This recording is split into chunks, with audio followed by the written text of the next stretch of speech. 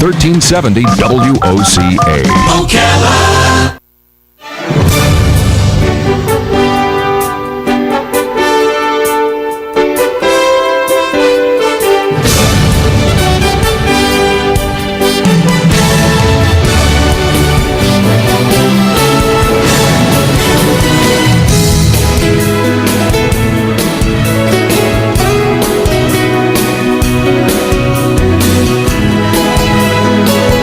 All right, 6 minutes after 10 o'clock. Thank you for tuning in this Thursday morning. When you hear that music and it's Thursday, well, that must mean that Jim Beckett is somewhere nearby. He's right here in the studio. He is here to answer your questions and to talk to you about golf, even if it's not a question. He is the founder of the Golf College at the links of Spruce Creek South, and he'll tell you about that. And I think there's another place where the college is now or something. And you can also talk to Jim about, I guess, personalities in golf courses, everything. The number here is the WOCA Climate Control Source Hotline, 622-9622. James R. Beckett. Good morning, Larry. Good morning, Jim. How you doing? It's fun to be here. You know, there was a story the other day. The governor was it 2 days ago? It was very, very recently. The governor was congratulating the Golf Channel. Where the Golf Channel is? I think it's in Orlando. Yes. Do you know where it is? Yes.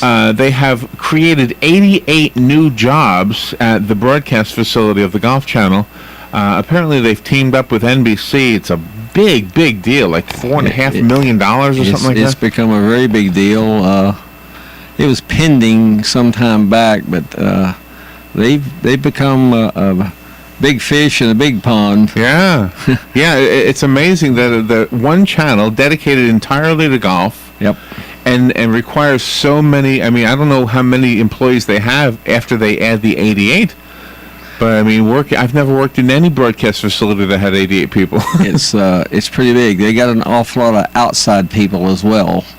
So that's partly why the staff might be as big as it is. So do you need to move your show over there? I mean, do we need to be doing a TV show? I would never move over there. Do you like? I'd be a minnow in the big pond. No, you wouldn't. No, once you got there, Yeah. Well, that's what happens. You get into a bigger body of water. Yep. And you grow. That's what's going to happen when we move to the mall. See. Yeah. Things will become a little bit bigger. The Golf Channel, I believe, really was encouraged and probably supported by Arnold Palmer, and it struggled obviously at first. Is that right? Yeah. And he stayed in the background. I may be talking out of school, but that's what I hear. I don't think it would have made it without him. But he's done a lot of things where he didn't necessarily want, a bunch of rah-rah about him. Oh, really? I mean, he's a true golf supporter. Right. I mean, the guy's unbelievable. And I've watched them through the years get over little humps at a time, but something they do now that's just magnificent. They have a website called Golf Now, and it's worldwide. So you and I could get on that website and find out a tee time that was available. Oh, wow. And the courses to support all this will pick out the time of day where they're slow. And just to give you an example, we played a course a couple of months ago where the greens fee was $75 and we played for $20. Oh, wow. Wow, Yeah. That's pretty good. So what it's doing is it's allowing a lot of people to branch out and get to see or play other courses they've heard about and say it doesn't fit their pocketbook. Now they're getting to experience that. And that's awesome. And they're worldwide. So it's golfnow.com? Golf Now. Just for it's those- amazing how it's. We were approached about 4 years ago, I think, and it didn't make a lot of sense at the time. But now it does. Well, I don't. So does this Either I wasn't understanding or I couldn't understand what they were saying, but it does a lot more than that. I mean, they are some pretty smart people down there. The gal that came and talked to us is now the vice president. She was a salesperson 4 years ago. Oh, wow. And they got smart people that are innovative, and they really want to be a main force to be a friend of all golfers. There's not been many organizations that usually are encapsulated in your own little world until you're trying to take care of yourself. So how does the lower greens fees suit the golf course itself? It seems like they would be the hurting. golf course usually is giving them a tee time, which is how they pay for being on there. Okay. So that's how The Golf Channel pays for it. But then the other thing that happens is they get many, many more people being exposed to the facility, Right, now I thinking know. they may want to come back there. So while they're there, That's a really good idea. Oh, it's a magnificent. It's one of the best things I've ever seen to promote golf in a global manner, which you're not targeting a specific income level. So you're literally paying golfnow.com and the golf course. I don't know what the breakdown is, but the course receives those people who may not have ever come there, which Gotcha. very possibly may want to come back. But then they become a walking testimonial to tell other people, hey, Right, you should right. save up your pennies, even though it's expensive, and go play this place. It's great, or whatever. you know. And speaking of walking testimonials, I was looking at an article about Tiger Woods referring to a golf course as spotty. And I thought, ooh, that's not good. If a celebrity golfer is on your golf course, and spotty sounded like a bad adjective. Sounds bad to me, too. I wouldn't want a celebrity golfer on my golf course then telling the entire world that my golf course was spotty. You know, all of us who want to critique or complain should have to walk in the complainant's shoes for one day. So Mr. Woods got off his duff and went out and tried to keep a golf course in shape for a week. He might find out it's not quite as simple as it looks. Yeah. So while we're hoping that we get somebody who says good things about us, Right. especially a celebrity, Well, at their level, they're expecting everything to be premium for them. Those are special people. Some think that way and some don't. Some understand that there's a working force that works their tail off to keep that golf course up. How I do this to the golfers who think greens fees are too high, I say, well, do you have your yard done by a yard man? Do you pay to have it done, or do you do it? Right. Oh, no, I've got a guy. He's great. How much do you pay him? Oh, I pay him $65 a month, or whatever it might be. right? I said, do you think he could keep that yard in the same shape if we have 100 golf cars running over it every day, 7 days a week, and people getting out and tromping around Right. and taking clumps of grass out? What do you think your yard would look like then? Right. And that's my answer to the greens fees are too high. Do you ever banish people because they're just too rough on the golf course? Absolutely. You do. You've had some people that came through, and what kind of things would they have done? Take just chunks of dirt out but not knowing how to play. I mean, if you take a chunk of, let's call it a divot, so deep that you get the roots and all, That's not terrible. only is it a depression that That needs almost to be sounds filled intentional. up.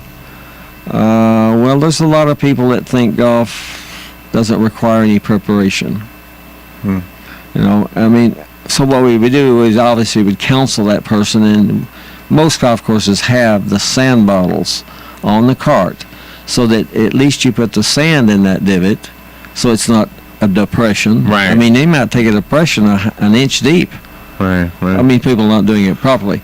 So in Florida, the grass is heat related. That's why we overseed in the wintertime to get good green grass with a rye. We have the regular crabgrass, I call it, in Florida, and it's heat related. And it doesn't really have roots. It has a little membrane, so you can break them up really. So if you put the sand, it will close in too. It'll eventually come around. Yeah. So if you put the sand in there, the sand gets hotter with the daytime sun and will hold the heat through the night longer. Oh, wow. And it create like an incubation thing, and it will triple the recovery time. Be much faster. See, now that you've just explained something that in all these weeks of doing this show, I never asked you about it, but I was aware of the sand, Yeah. but I just didn't ever Very think to important. ask you about it. Some courses say we don't want to put it on there. Nobody will do it anyway. Everything has to evolve when you're dealing with human beings. If you continue to educate, Right. tell them the reason why, tell them that the greens fee is going to continue to climb if maintenance costs more money. A golf course will cost a low of maybe $400,000 to maintain to around $700,000, depending on where you are and what have you. Right. So it's a lot of money. So what is there a rule about the divot? Do you put the divot back and then put the sand on it, or? Our northern golf courses do have root sections, and it grows more vertically. So up north, you replace the divot, and it will revitalize itself. Uh-huh. Here, we ask them not to do that because the grass will die Oh, you don't anyway. even do it. Okay. Yeah, and the northern visitors, if they come in regularly to learn that, But up there, they're counseled to do just the opposite. So it matters what kind of grass you have. So basically, So they've got to know before they start right. if they're used to a different area. They've got to know. And that's one of my pet peeves. The face of the golf course, if they have a professional, is a professional. So it's him and his outside staff that needs to Do the inform people the reason why, not tell them they have to. right, right. But when a person pays a greens fee to play golf, basically they're taking ownership. If we have 100 people come on there that know what to do, they damage the course minimal. Maybe you don't even notice it. We get 100 that don't do all that. Oh man. That has to be done by somebody. So that means you have to have more staff. You're not going to get the grass to recover as fast Right, when it's right. delayed. So it's a matter of education and training and explaining. And a lot of people don't take the time to, say, oh, what the heck. It's really crazy because it can change the bottom line of your golf course dramatically, not to mention the next person playing is playing in a better condition. Everybody wins. There's no losers. And ultimately, it's going to come out of your pocket, the player's pocket. Exactly. Eventually. The money has to come. That's what with any business. The business has no money. Yeah, right, right. The client partaking of your service or business, you've got the money. That's right. Yeah. So they have a budget. They have a cost of doing business. It's so simple. When you take time to explain it to people, they change their whole approach. So Well, that's good. Darren and I have done a good job at Spruce Creek. Our golf course is considered one of the best in the area, consistently in good shape. Well, it's our people that work on it. We keep them counseled as to one little thing you do before you leave that day might change things. Right. Meaning we can give you a raise if we keep making more money. That's right. And I remember you mentioned before, I believe when Darren was here with you, that the job that Darren does, I think, is actually a college course. I mean, there's actually a degree for that. Oh, it's a big time degree. Yeah.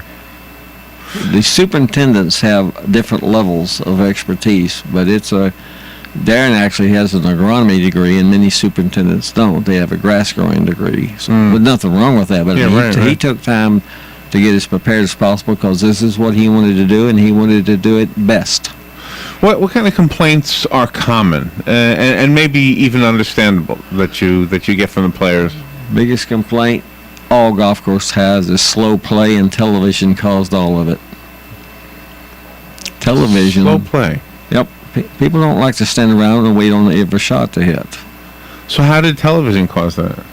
Well, once upon a time, before television, we hit the ball off the tee, we hit it onto the green, we put it in the hole, and we kept putting until we finished. So in other words, when you get on the green and all four players are on the green, the person who is the furthest from the hole putts first. Okay.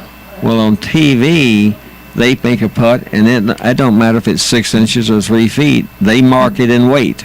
And the reason they do is they're a walking billboard like all sports now. Okay. So the more time their sponsors get on the TV screen, so then they line the putt up, then they walk on the other side to make sure they're reading it, and then they put the ball down and do their routine. So they're getting that sponsor's name on the screen more times and a lot longer. That makes sense, but the people who are not wearing anybody's logo, who are just playing, what did they emulate the TV Well, guys? they're emulating what they see. I gotcha. And most people who play golf, let's say a weekend type golfer, I don't like to bust their bubble, but they can't put the ball plus or minus a quarter of an inch. So what are they taking all that time to line it up? The hole is 4 1/4 inches wide. 3 balls can go in side by side. You don't have to put. Really? It's not like threading a needle. So you put categorically. It looks pretty straight, so I'll put it to hole. Looks like it might curve a little bit left or a lot.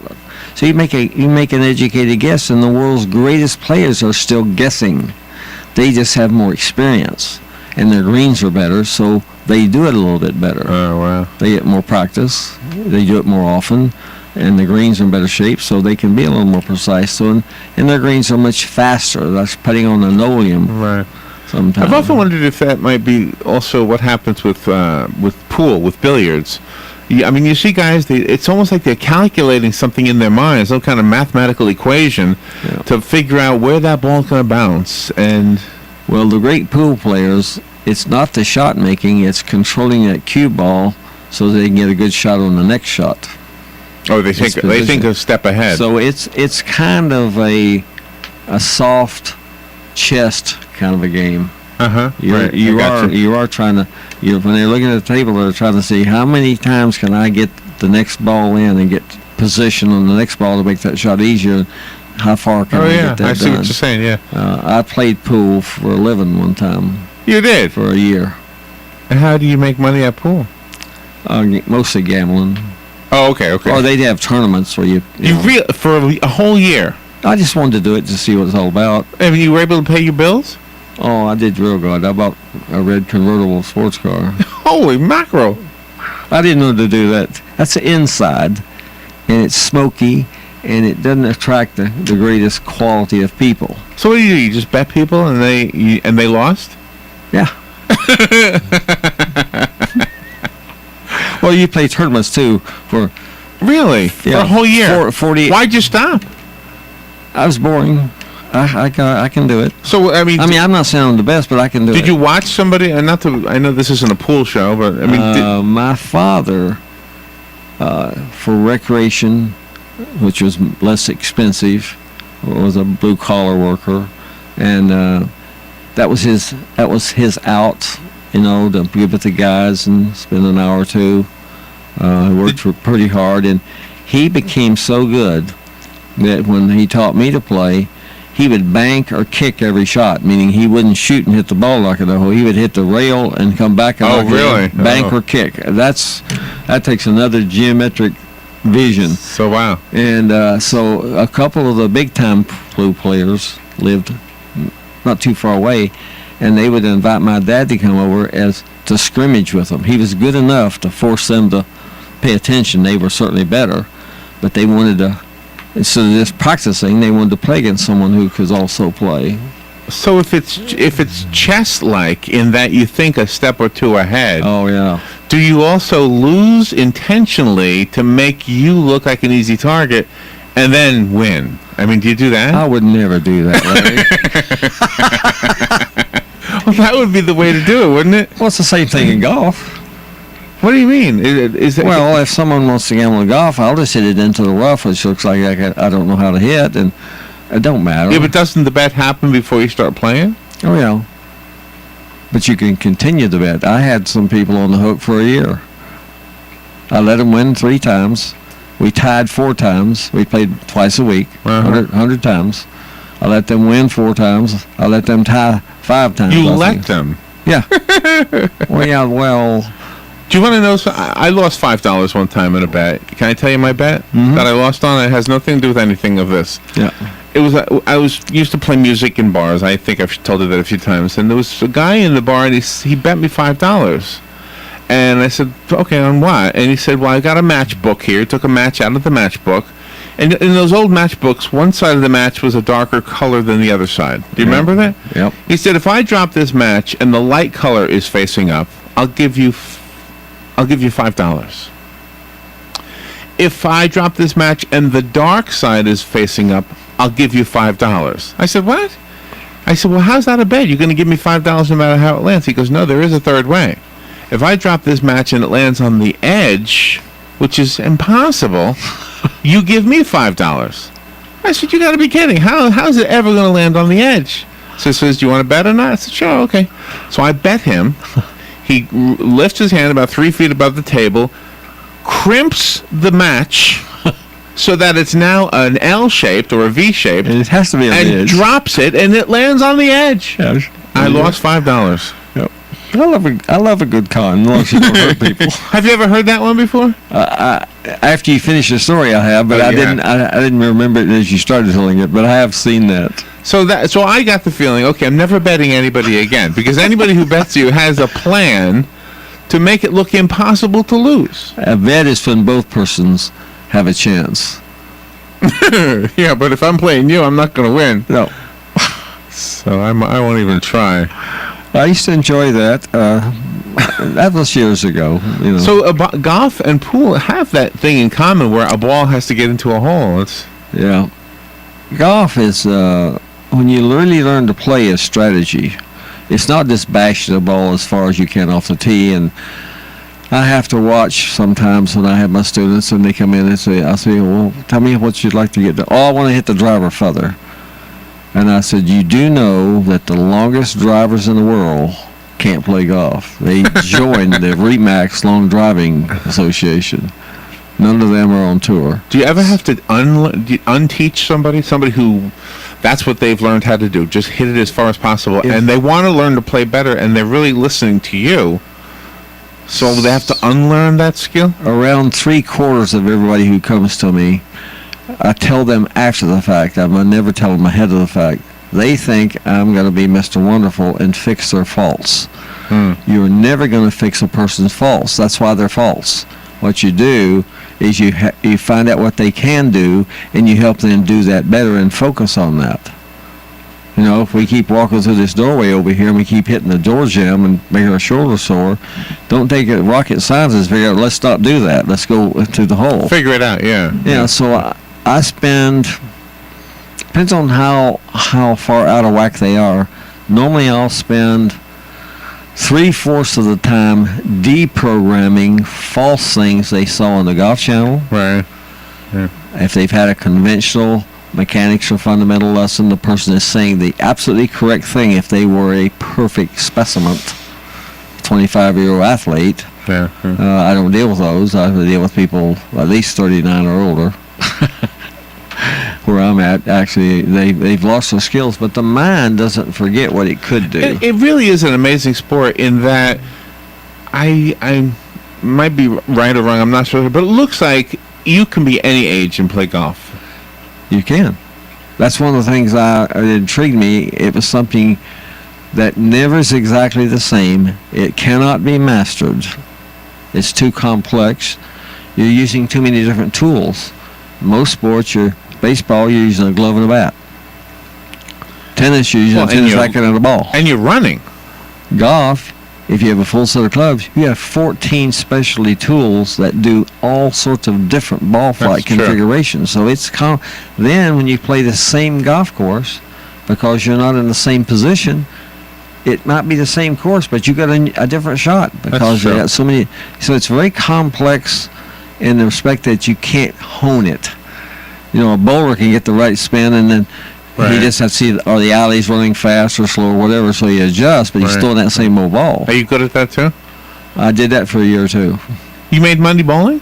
Well, I had friends who were on the PBA tour. Oh, really? And I had a guy who taught me to bowl, and then to make money, because they weren't as good on the big tour, they would form a team, and I was the worst bowler by far. 4 professionals and me, and I was number 1, and I averaged 217. Most people don't average 200, but they taught me. They taught me all the little ins and outs, and so I didn't have any flaws. Actually, that experience kind of helps me with the philosophy I do with golf. If you've got the wrong idea, you're trying to do the wrong thing, and you do it well, it will be wrong. That's right. Most of the time, what I do, and that's why it's called a golf college, I educate the person to all of the options. We then go through the drills and the training aids to find out what is going to be the simplest way for them to do it. So I have people watch me do it. For one guy, he said, I want to take that lesson. I said, it's not going to be the same because you're not the same. It's very personalized. It's an art form. Interesting. So when you get that person so they understand that, they begin to help themselves. So part of your lifelines, part of your life skill, part of your skills come from different areas. And one of your skills beyond golf and pool and bowling is the skill to teach. That's a skill. See, and I don't like to do that either. But you do. But you teach. Well, and you, in a sense I do, but like if you came to strike the ball for me and you wanted me to teach you, I really wouldn't teach you. I would show you how to make the ball go best. Then I'd make sure you understood what you were doing because you can't see yourself. And then we would try the options, and the option that works becomes Larry's swing. And I learned it from you. So the person who learns gets that from a teacher. You just don't like that word teacher. No, I like educate better. I like cheerlead better. I like coaching. I like training. The reason I don't like teacher and instructor is the ones that have the strongest reputation have a method. So they want you and I and Robin and the next 10 people to swing the same technique. There's no way your body and my body can do the same thing. So why did you call You have more power sleeping than I do if I was exercising. So we don't want you to have the same swing. We want you to use your resources. So that's why I call it can do. The technical term is natural asset.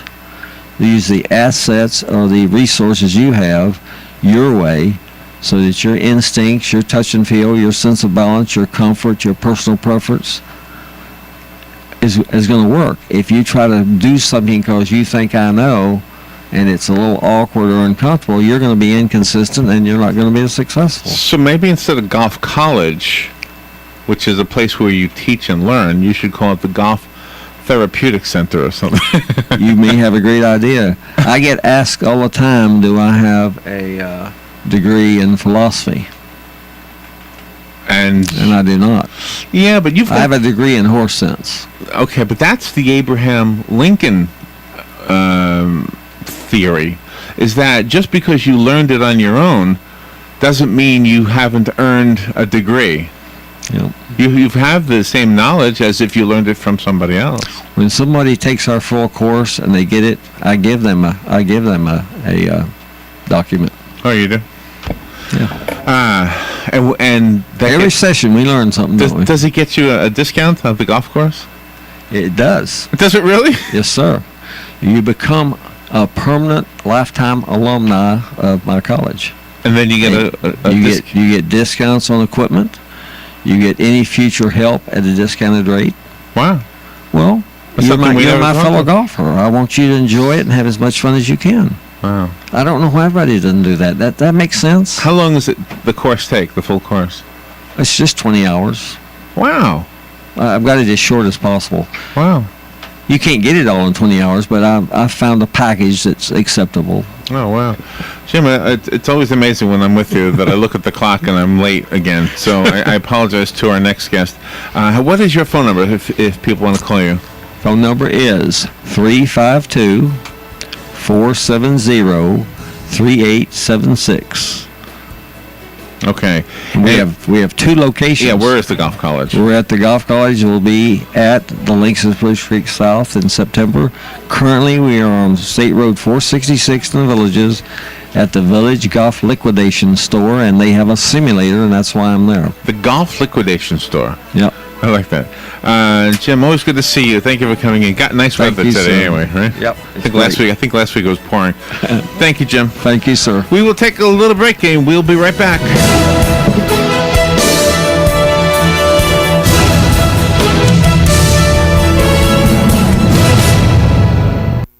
Ocala's information station, 1370 WOCA. Ocala. Cookies. When you want something special and fun for any occasion, get cookies. That's right. The Great American Cookie Company in the Paddock Mall, Ocala will make a delicious, fun-filled delight just for you. You might notice that I said fun and delicious more than once. That's because I can't say it enough. The next time you're at the mall, be sure and stop by or call 352-237-2557 to place your order. Cookies. Yum. We go cookie eating cookies.